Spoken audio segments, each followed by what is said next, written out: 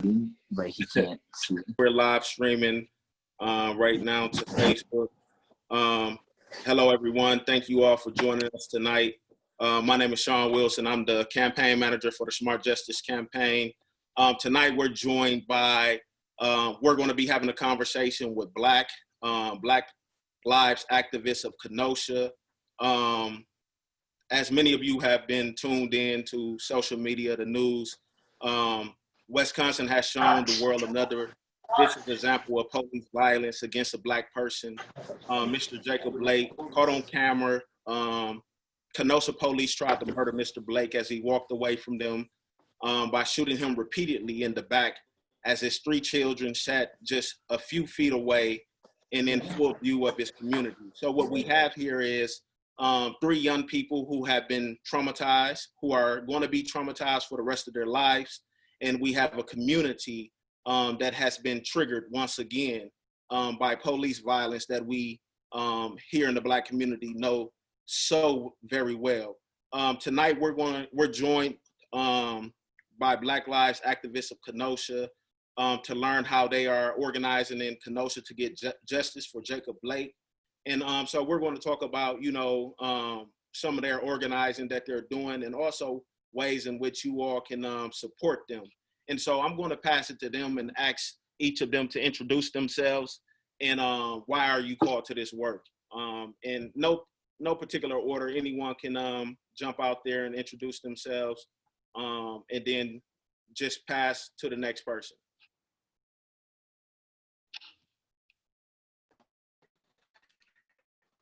Hey y'all, I'm Dewan Wash. I am a co-founder of B.L.A.K and am acting as the interim executive director. Happy to join the call today.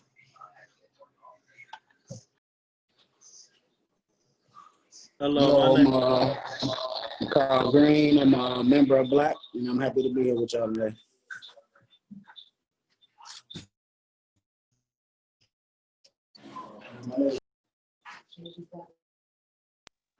Hello, I'm Connors, and I'm a member of B.L.A.K, and I appreciate being here with y'all today.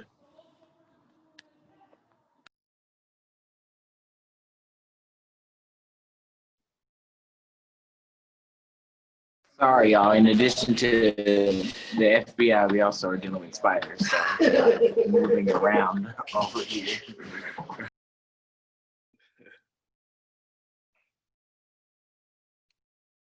Who else hasn't introduced them? Porsche, could you introduce yourself, Porsche?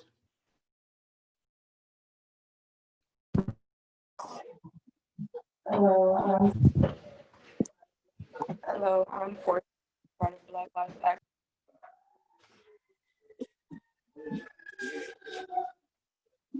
Who else? Carl? What's going on?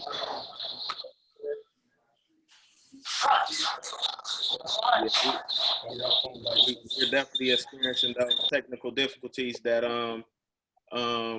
we had mentioned early on. Apologize, folks, for technical difficulties that we're experiencing. But if there's anyone else who has not introduced themselves, could you please introduce yourself for the viewers?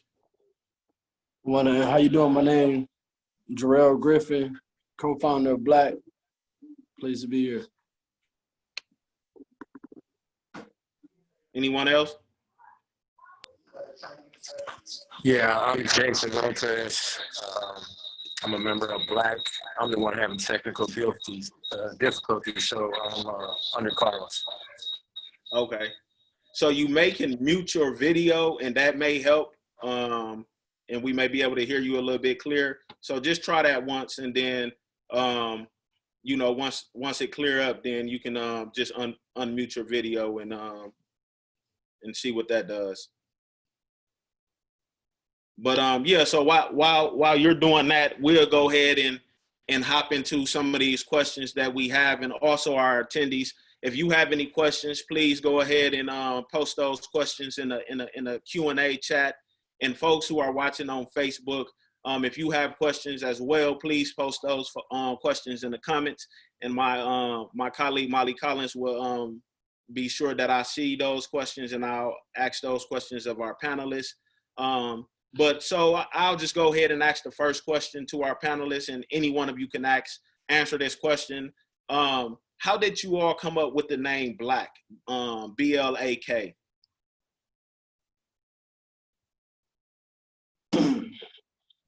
Well, that just came about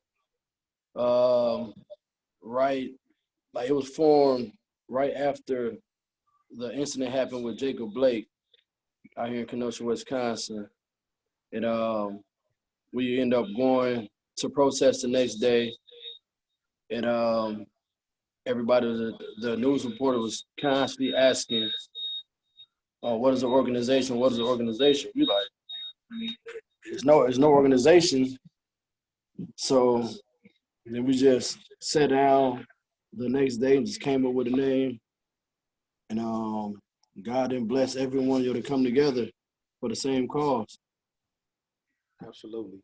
And it's definitely appropriate that you all named your organization Black Lives Activist of Kenosha. And definitely I'm certain that your call is the same as the call as other Black Lives organizations and the Black Lives Matter movement all over the country, basically emphasizing and calling for justice for the Black lives that have been lost at the hands of police violence. So I definitely appreciate that name. It's catchy, and folks here in Wisconsin recognize that acronym, and I'm sure they're looking to see how they can support you. But more importantly, some of the things that we do in this organizing work that we do, we tend to ask the question of why.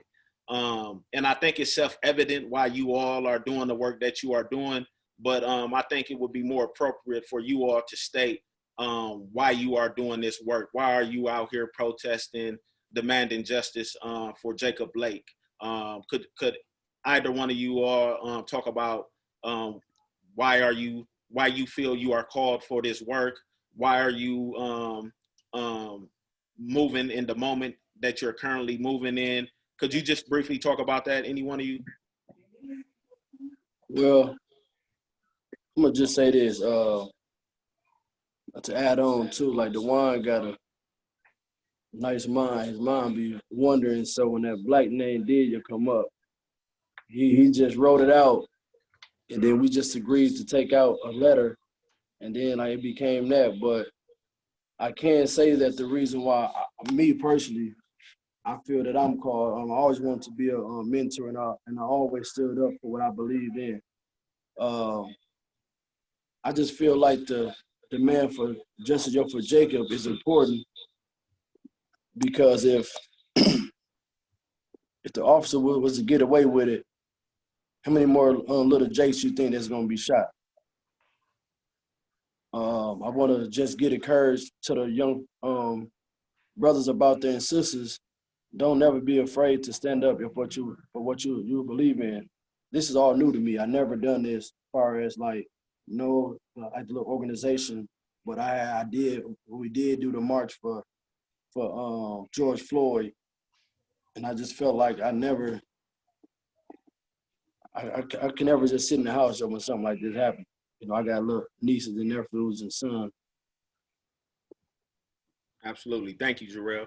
Anyone else want to chime in as to, why they called to do this work? For me, I've always been like outspoken. I wanted to figure out what I wanted to use my voice for. Like, as far as being an organization, I never really been a part of an organization, but I work with, other as far as being an organization and stuff like before I moved back home and stuff. Before I moved part of groups, stuff like that, on the Black culture and teaching people. United Black America is actually one of them. So for me, this is something I've always been passionate. Thank you. I've always felt like somebody got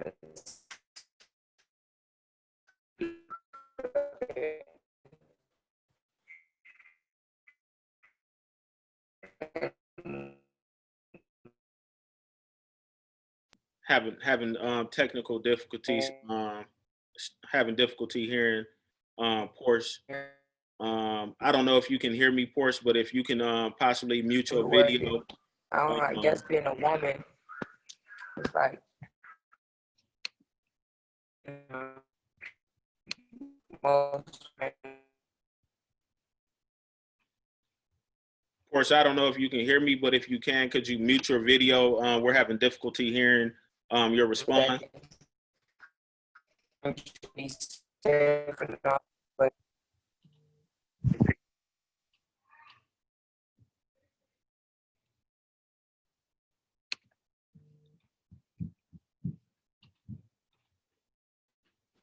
Porsche, try now.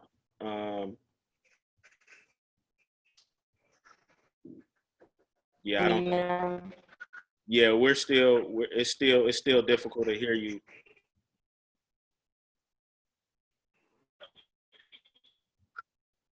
So what we'll do is we'll go to the next person. While of course. Can you hear me now? Yeah, we can hear you a little bit better now. Go ahead.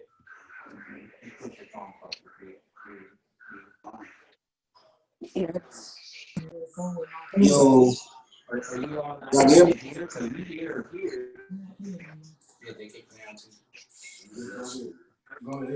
Y'all hear me? Yeah, we can hear you, Carl.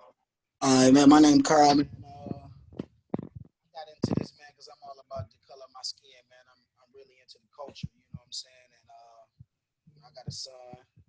A little difficult to hear you, Carl. You can't hear me? I can hear you, but it's low. Okay. There we go. Okay. Yeah, so you know, I got a son, I got nephews and all that, so you know, I'm just out here because that could have been them, you know what I'm saying? So I'm standing up here for the next Jake and, you know what I'm saying, the next black kid, you know what I'm saying, they could lose their life to some nonsense, you know? So that's what I might have to make a change in the streets, man. Okay. Appreciate that. What about you, Alonzo? You want to talk a little bit about your why?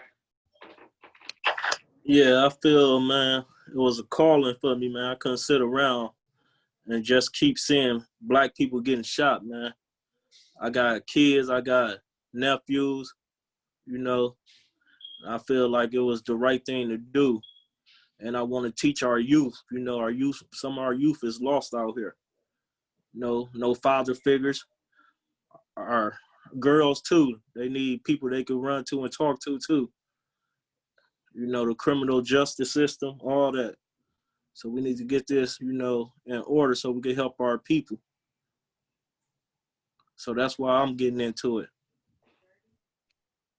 To teach what I've been through already so they could, you know, ain't have to go through this.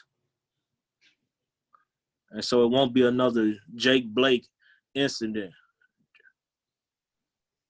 I appreciate that. And that's very important because you know, one of the thoughts that ran through my mind when I saw that video was here we go again, you know, because we just got done witnessing George Floyd die at the knee of a law enforcement officer. And here we are 3 months later seeing Brother Jake being shot 7 times in front of his family, in front of his community. And so what you all have communicated is that you all been moved to do this work because you feel it is your duty, because you have children, because you feel that you could be the next Jacob Blake. So before you become the next Jacob Blake, you're out here demanding justice for this brother and for any other potential Jacob Blake. So I definitely appreciate you all sharing those remarks. We have a question from our audience.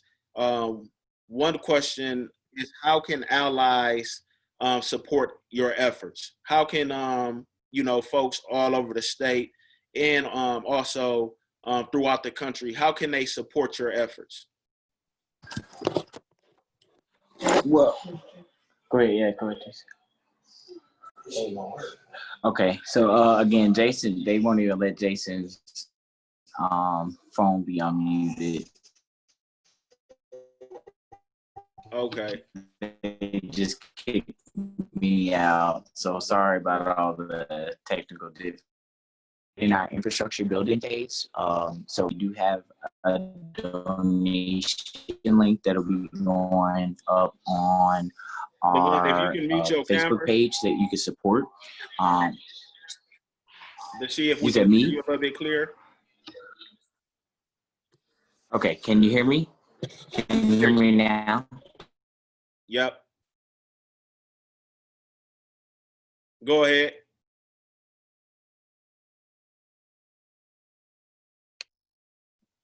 We can't hear you now.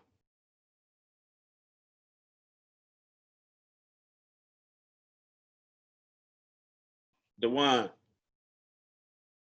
So I think DeJuan was saying that folks can support by going. Okay, there you go. Yeah, sorry, y'all. This is crazy. I've never experienced nothing like this. So if we got to use one phone till they just kick us all out to one phone. Yeah, that's let's what we rock gonna like do. that. Let's rock like that, man. Let's make it happen. Let's rock like that. So like what y'all can do to support us right now is join us on Facebook. We are in the process of establishing both a 501c3 and a 501c4. That way we can actually do some issue advocacy legislatively, but also focus on advancing advancing the issues in the community. We're going to be doing some canvassing, getting to know our neighbors. Lots of different things that we're going to be in the process of rolling out as we establish ourselves as the actual organization. We're not quite yet ready for membership, but we will be a membership-based organization. So we just need to make sure that the infrastructure is in place for us to be able to do that. Additionally, like we're going to be doing some Know Your Rights trainings. Some of the folks from CLEAR are going to be helping us do that on Friday of this week. You can also support us because we're going to be in Milwaukee on Saturday supporting the Justice for Jacob March and rally there. We will also be having some speakers from our organization that will be present on Saturday. So very important that you come out and support us in that regard. And finally, it's just showing up. Like we're going to be at the point of escalation now. In less than 2 weeks, we have a decision that's going to be dropping from the Wisconsin Department of Justice, and that is going to be central to this case, right? So we'll definitely need some on-the-ground support as we prepare to escalate, because right now the mayor and the chief, they feel very comfortable in their roles, which is commonplace in these sorts of situations.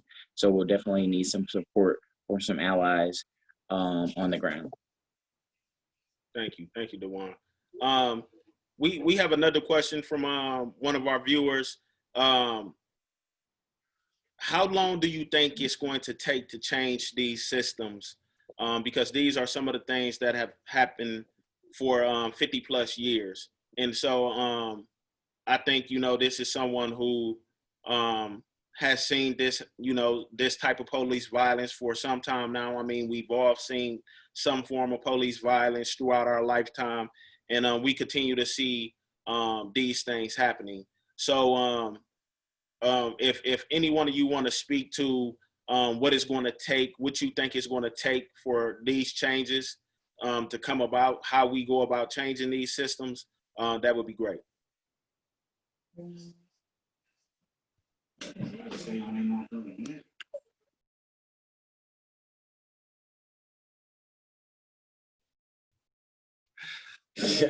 Sorry, y'all. So one of the things that we could do for me anyway is that, like, for one, I think we have to recognize that these are not just issues that have been happening for 50 years.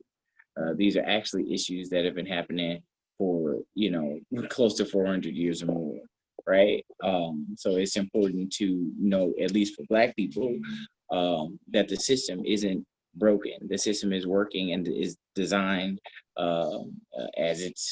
as it's performing, so it's doing what it's supposed to be doing. So the system has to be broken, as opposed to just saying that it's broke. Now it's doing what it's supposed to do, what it was intended to do.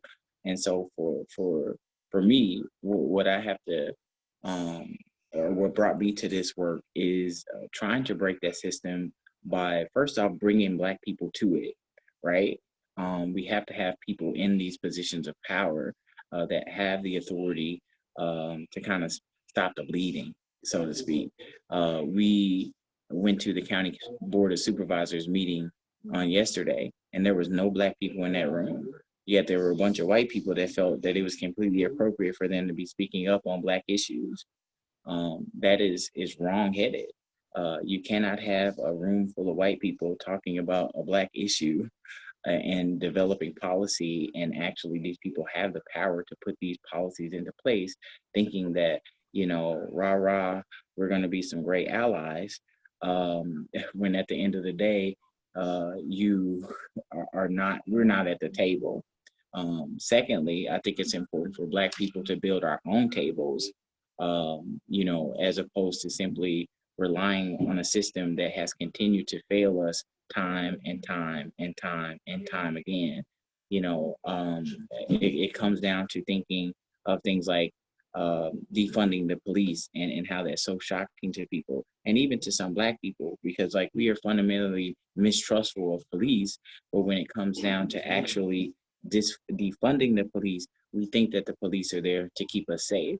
I don't feel safe around police officers. I always want to record when I'm around police officers. I'm always on defense when I'm around police officers. So I don't feel safe when they're around. So it's being able to reimagine and re-envision what public safety actually looks like. We actually figured out that most of the budget, which is the same in most other cities around the country, incorporates policing and public safety, as opposed to community. I actually got arrested and went to jail, and I had a really long conversation with the police officer, kind of breaking it all the way down to him, explaining to him why he was called white, because we can't begin to have the conversation on race. And, white people often get very defensive and say such thing as, I'm not a racist. Well, we can't, how can we ascertain if you are or not a racist if you don't even know where race came from? So in order for us to even begin that conversation, we got to understand the definitions of some things and begin to understand where some things actually came from. So for me, it's a process of not only educating ourselves as Black people, but educating white people and having them educate themselves about this issue. So yeah. Yeah, thank you, Dewan. Let's get the sister Porce to chime in here. I know you were experiencing some technical difficulties when you were speaking, and so let's hear your thoughts on some of this stuff. But I do want to ask you a question from one of our audience members that we're receiving off of Facebook. Someone asked, do y'all see value in also connecting with Black leaders outside of Kenosha as well? Or are you mainly going to focus locally for now? Could you talk about, whether or not you have or whether or not you are going to connect with folks outside of Kenosha? Could you talk about that? Actually, we've been connecting with people outside of Kenosha since we pretty much started, honestly. Yes, our focus is on Kenosha, but we have connected with people outside of Kenosha. We've done that. We've actually been doing that. That's what we want, unity, even though you don't have to just be in Kenosha to be a part of this movement. Absolutely. It's about connecting with people all over. You know what I mean? It's not just we just want to work with solely Kenosha. No, it's about unity. You got to be able to change the world by connecting with the world, not just one city. And to answer the other question before that, what is it going to take to make those changes? in parts of agreeing with what Dewan was saying before, but it also is going to have to be with us filling those seats, us actually making sure that the people we voted for are actually doing the job that the people who voted for them want done. You know what I mean? You got to actually, if you know about it, then you got to educate everybody else and get them on the same board to understand, like, hey, we got to get out here and get this message across. How long has this person been sitting in here for all these years and still hasn't done anything? So now it's time to find someone who's actually willing to come in and be the voice of the people. You know what I mean? On that aspect. Thank you. And not even, because I mean, even not just Black people, whites, Hispanics don't matter. Is if you want to talk about equal rights and do everything that's on point, then everybody got to be able to come together. But it don't matter what color you are. If you know that person has not done their job in all these years in that seat, whether it's the city board, the county board, because that's where it starts at. It starts at them small seats where you live at. You got to make changes now. Whether you get your own people in there, it don't matter, but you got to make those changes. And Portia, you bring up a good point, and that you kind of spoke to one of the questions that we have from an audience member. And we are in the election cycle, and some folks, saw that you spoke with presidential candidate Joe Biden, and so some of the things one of the questions that one of our audience members have is, are there any specific legislative aims that allies could help push for in Kenosha?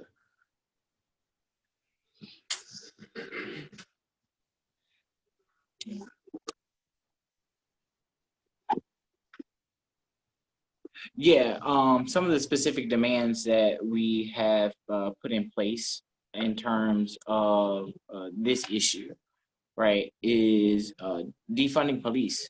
As I was going into earlier, reallocating funds from public safety and into community, using funding to improve education, using funding to provide job access and provide health equity. I mean, Kenosha has actually considered racism to be a public health issue, but again, these are all very vanilla, high-level type solutions. They don't actually get to the root cause of the issue, because in order to address it, you actually have to put in resources into the issue to begin to address it. How do you address racism? You address racism by making Black neighborhoods look like white neighborhoods, right? And that has to be done. And we can do that by divesting from policing and investing in community.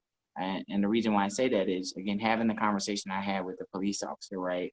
And with many police officers, oftentimes they start their shifts with a number of calls that haven't been responded to, and they end their shifts with a number of calls that have not been responded to. And that's because we have police officers that are acting as social workers, that are acting as mental health professionals, that are performing jobs that they shouldn't be performing and that they honestly aren't equipped to do. And so that's one of the things that we're going to be pushing for with our advocacy, is for divesting in police. The other thing that we're going to be pushing for is for the development of a citizens review board that actually has the subpoena power. Until we don't have to rely on police, because we actually want to be doing that for ourselves. That's one of the other things we're going to be working on, is having our own initiatives to keep our community safe. But the other thing that we're going to be demanding is the development and implementation of a citizens review board with subpoena power, because when these things are put into place, a lot of times they don't have any authority. They can't actually hold officers accountable. They can't fire the chief. They can't fire any of these cops. Citizens should have the right to actually be able to police the police. So that is some support that we're going to be looking at on a local level.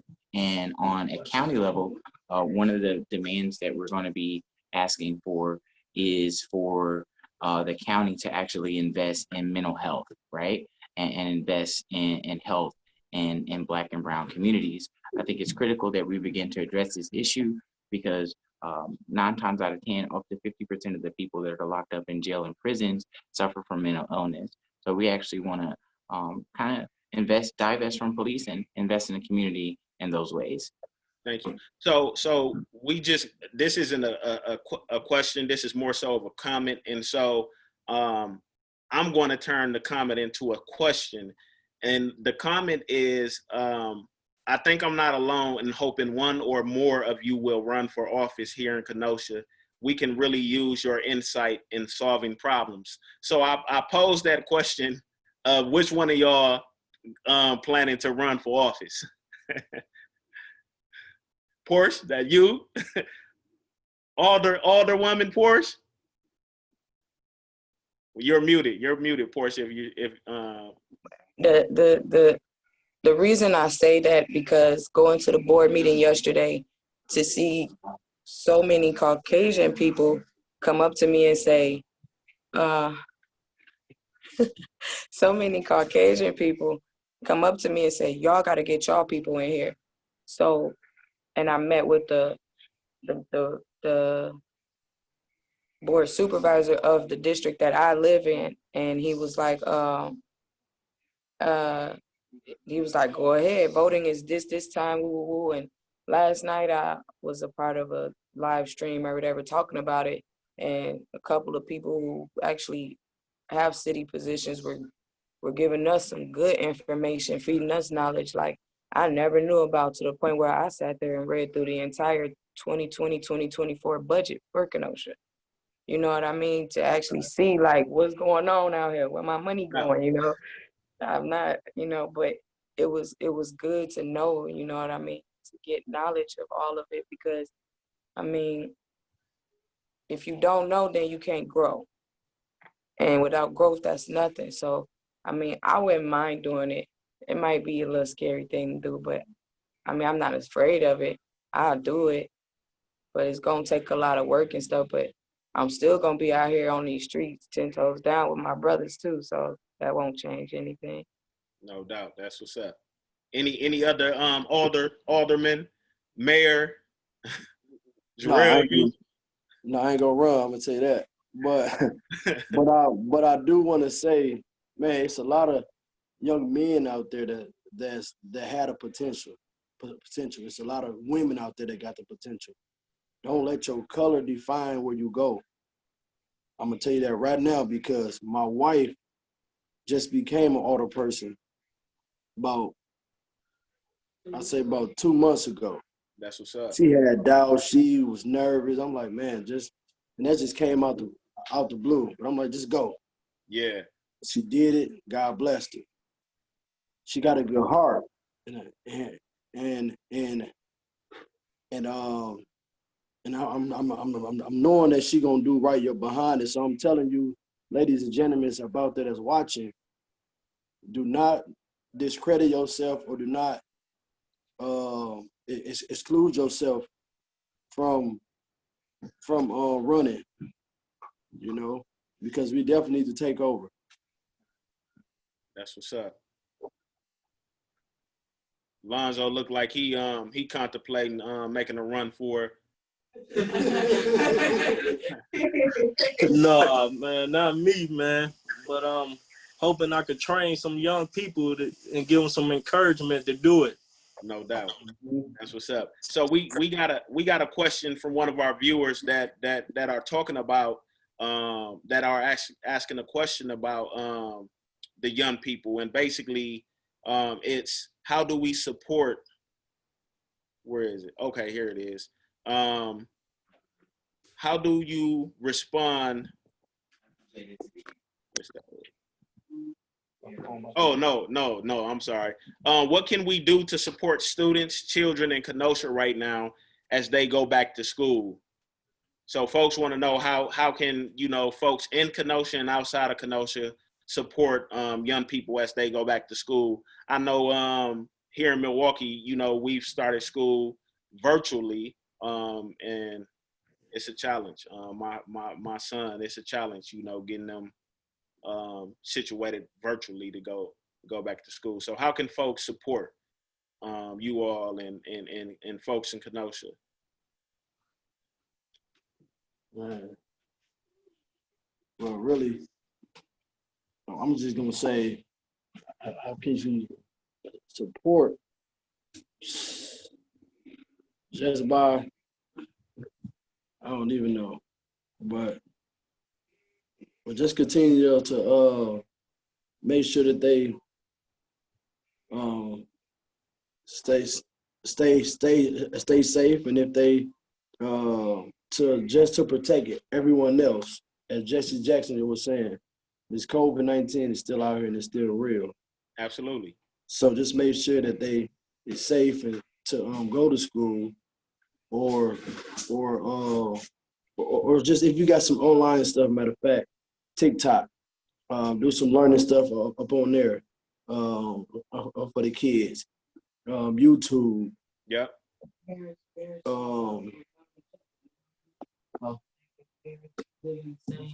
Like if you got parents that live in an apartment building together and y'all trust each other and stuff like that, swap out. You know what I mean? The community got to come together and help people get it done. If some of the kids got to go to school in person or online virtually, then swap out. All the kids will be with this mom this day, to help each other get that time and help each other, focus on what's important and all that stuff. So I think everybody like just pitch in and help out. Like, hey, I'll do these days out the week for you and the kids, and then you can get these days out the week, and then it just keeps like that hope of like, so they don't feel alone. You know what I mean? It makes them feel less alone in the situation. Absolutely. And we have probably about 15 minutes left, and we still we have a few more questions from our audience members. And so I'm gonna direct this question to Dewan. Is anyone looking into requesting further investigations into the Kenosha police?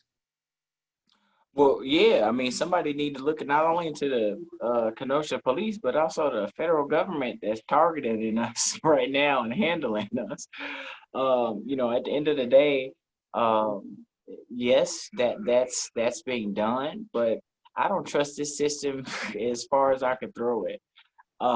Too often in these cases, the federal government has come in and they simply oftentimes rubber stamp these investigations, right? They say that they're coming in and that they're actually running an independent investigation, but we really rarely see any evidence of that in regard to results, right? We rarely ever see officers going to jail, so that is happening. But I'm just not sure where my confidence level is in respect to it actually being something that is going to give us something of substance. But there are people that are looking into the Kenosha Police Department for obvious reasons. Again, this is a county and city that opened a murderous white supremacist with open arms. They thanked, they appreciated, and they gave the man water. And he turned right back around and walked right back to them peacefully. Then he went home and slept. And now he's out on bond. The president just today said, or the president's son just today said that we all do something stupid at 17. Well, I don't know. I wasn't murdering protesters at 17. Trayvon Martin was buying Skittles and tea and was murdered at 17. So, this is a country that we live in today. Thank you. So this is a question for the ACLU and Black Lives Activists of Kenosha. And they asked, do you ACLU work with grassroots organizers on the ground that may not be an organization, or with an organization but do more work than organizations in Kenosha, Racine, Beloit area, and Black? Do you already or plan on working with people like that? And so I'll just answer the question directed to the ACLU in concert with this. We do work with grassroots organizations. We are, in fact, working with Black Lives Activist of Kenosha, which is a grassroots organization, as you all know. We are working with organizations all over the state of Wisconsin in our decarceration efforts with our Smart Justice campaign, because the Smart Justice campaign is a campaign that believes those who are closest to the problem are closest to the solution. So we are engaging those individuals in those organizations that are grassroots.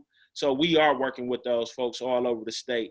So if folks want to plug into that, check out our website, check out our Facebook and our other social media platforms to see how you can plug in.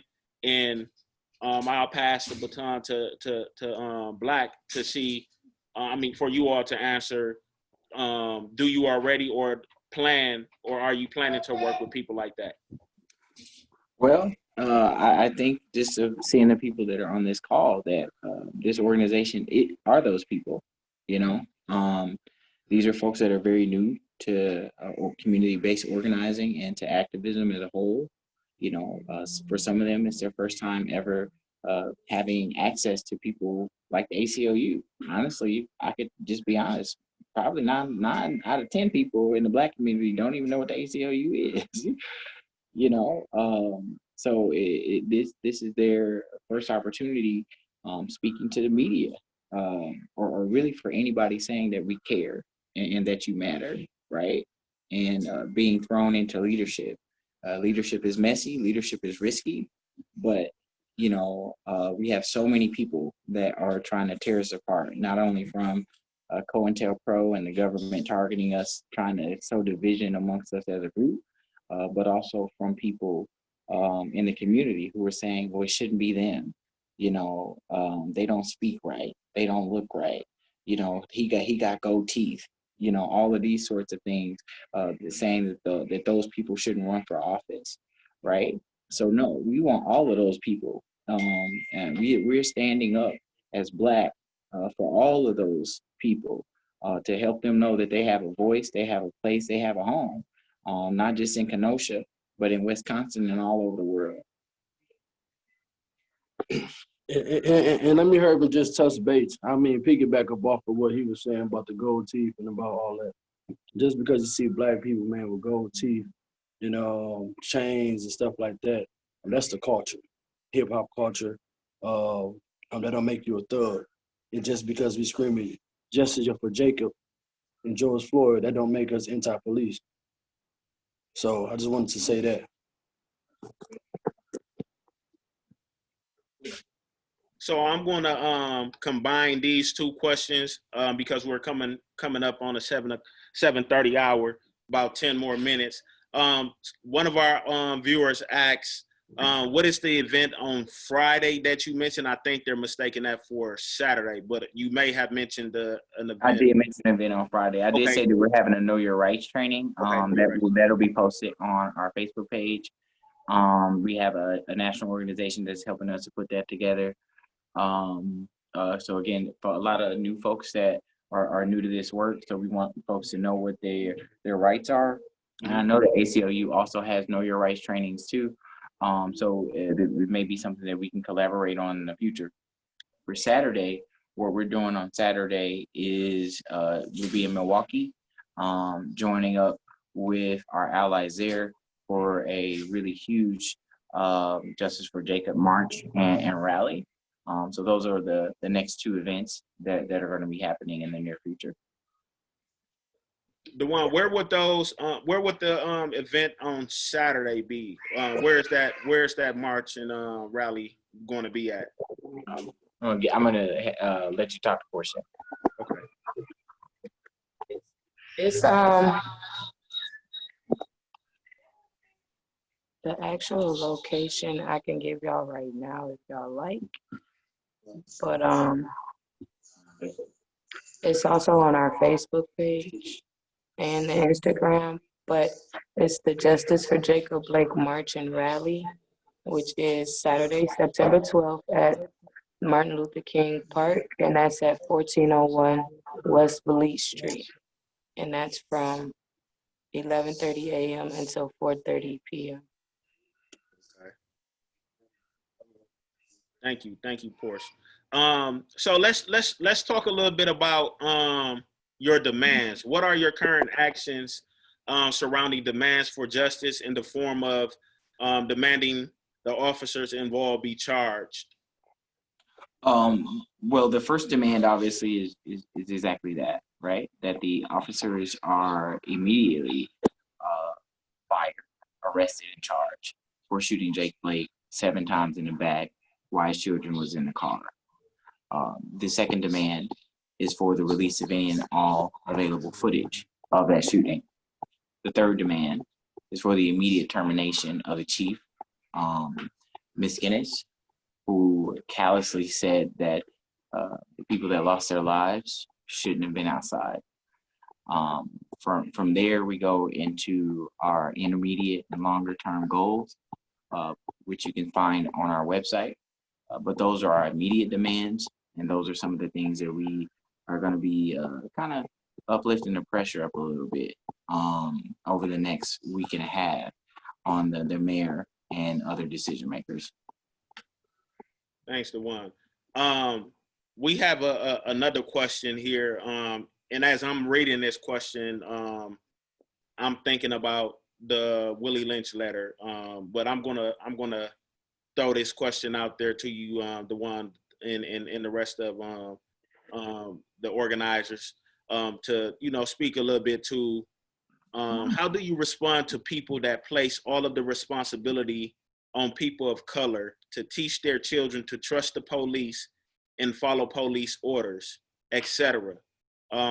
This seems to be a common argument I see people using to discredit the movement for change and justice for people of color. So how do you respond to people that place all of the responsibility on people of color to treat for them to teach their children to trust the police and follow police orders? Well, I mean, it's just like what I was talking about race, right? Like all of the Black people were like, we tired. Yeah. we have to carry the whole load. Not only are we superheroes, we're villains, you know, we're the laborers. It's like we have to play every single role. It is not just our responsibility at solving this issue. One, because we didn't even create race. White people created race. It's a fabrication. It's a construct. It's not real. So it is not our responsibility as Black people to not only discuss it and develop solutions to the policing issue, but to the race issue in general. You know, this is white folks' responsibility to become good allies, to understand where race came from, to understand your stake in it, and understand how white supremacy impacts you also. Because actually, white supremacy impacts everybody. The only people that are winning this game are rich, wealthy white men. They're the ones that are at the top, and everybody else is at the bottom. And until that happens, you know, I will continue to push back on the idea that it is Black folks' responsibility to solely solve the policing issue. Again, when Black communities start to look like white communities, you will see a drop in crime. You will see a drop in a lack of education and in healthcare inequities.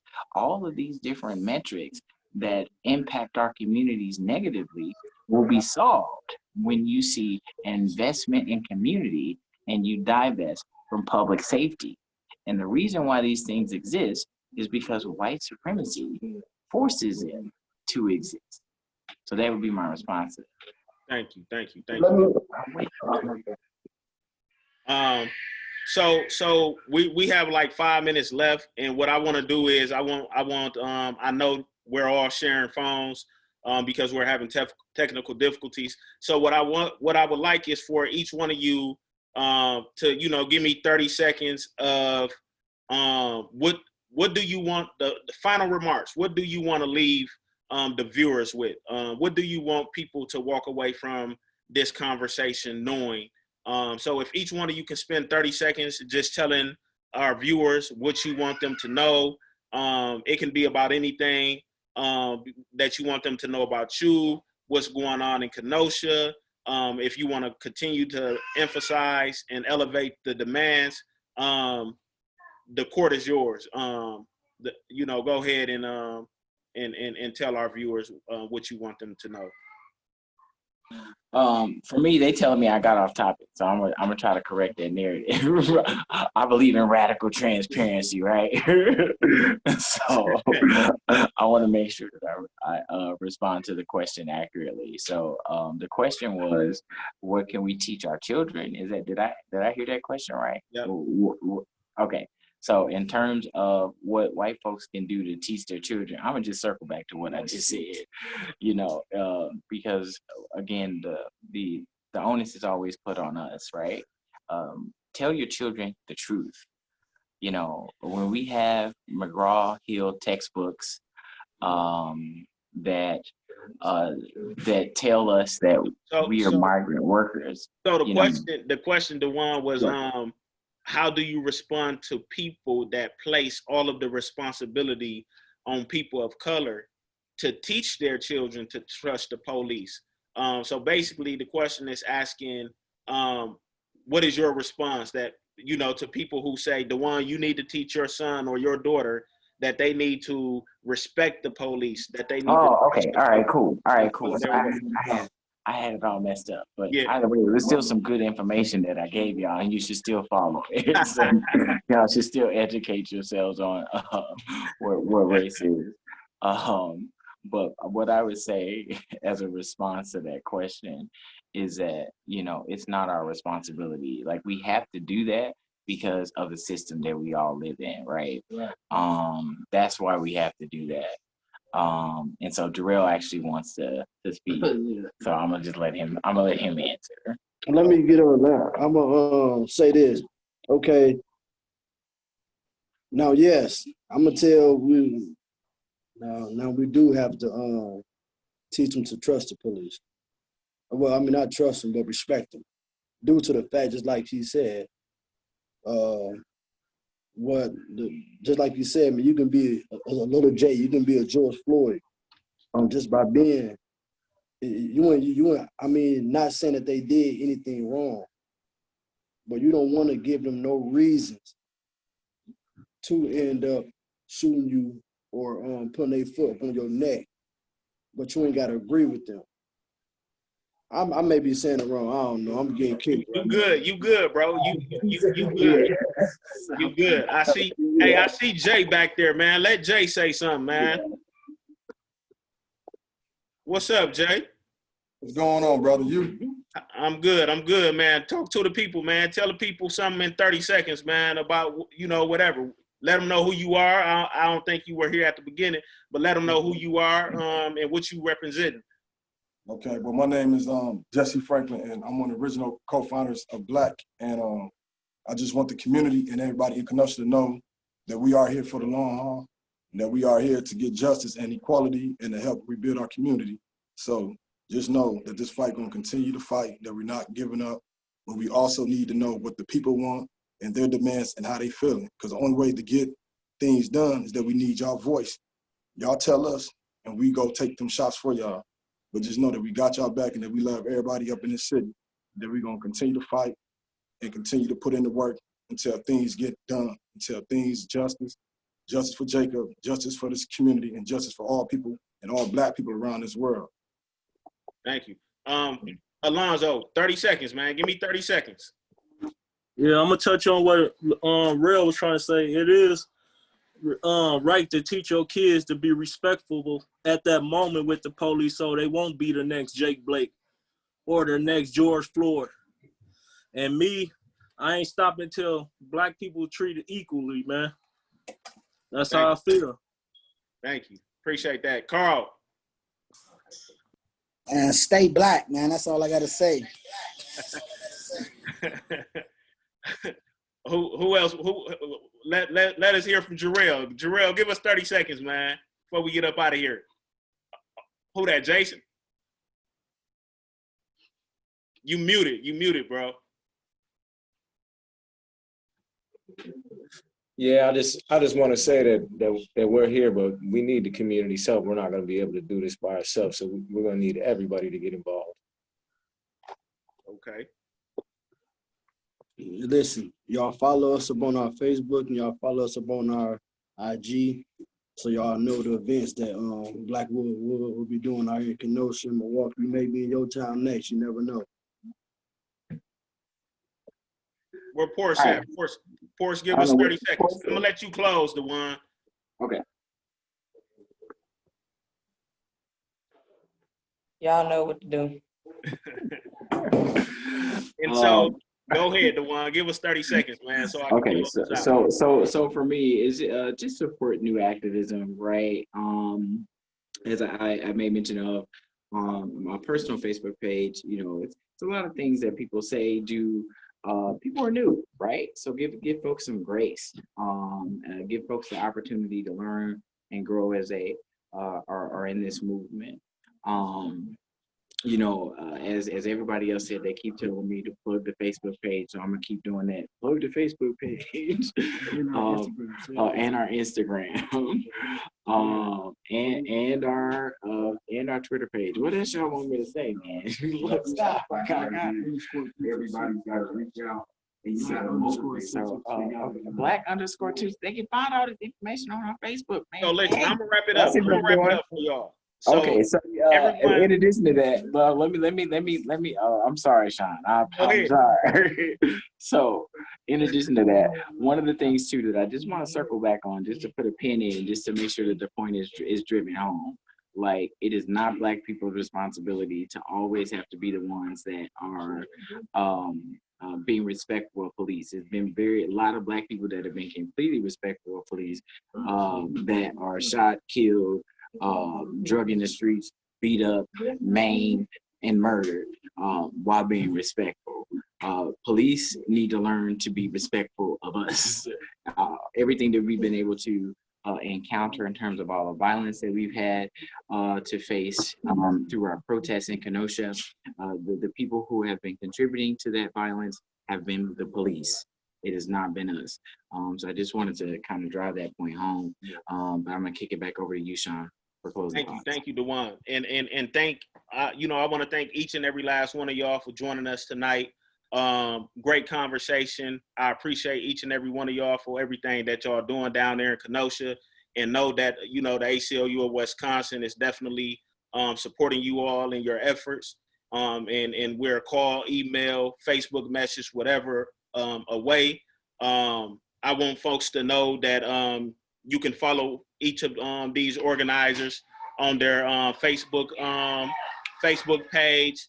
My colleague Molly Collins is going to share their Facebook page on in the comment thread.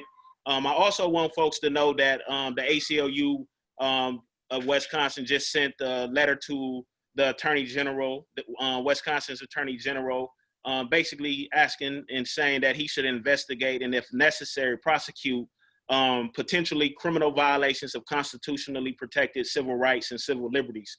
In addition to that, the ACLU is calling for and demanding the resignation of Kenosha's police officials.